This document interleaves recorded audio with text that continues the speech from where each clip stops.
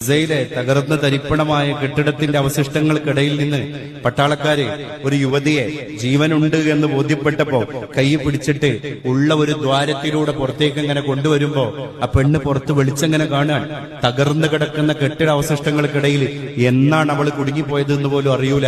പക്ഷെ ആ പെണ്ണ് തനിക്ക് ഊരി പുറത്തേക്ക് വരാനുള്ള ഗ്യാപ്പുണ്ട് എന്ന് ബോധ്യപ്പെട്ടപ്പോഴും സേനാ വിഭാഗത്തോട് പറഞ്ഞു, എനിക്കിപ്പൊ പുറത്തേക്ക് വരാൻ പറ്റൂല, ഒരു മഫ്തയുടെ ശീല എനിക്ക് തരണം, എന്റെ തലയിൽ തട്ടല്ല. നാല് സുഖങ്ങള് അല്ലേ? എങ്ങനെങ്കിലും ജീവന്റെ തുടിപ്പുകളെ കൊണ്ട് പുറത്തേക്ക് പോരാ. അപ്പോഴവിടെ പുരുഷന്മാരുണ്ടാവൂലേ, ആണുങ്ങളുണ്ടാവൂലേ? ഞാൻ എന്ത് ചെയ്യും?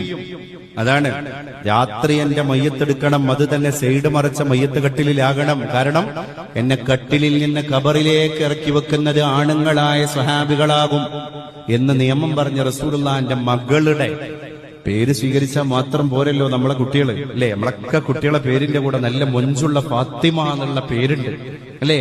ആ പേര് സ്വീകരിച്ചാൽ പോരല്ലോ, അതിന്റെ അടയാളങ്ങൾ കൂടി പ്രസ്ഫുരിക്കണ്ടേ?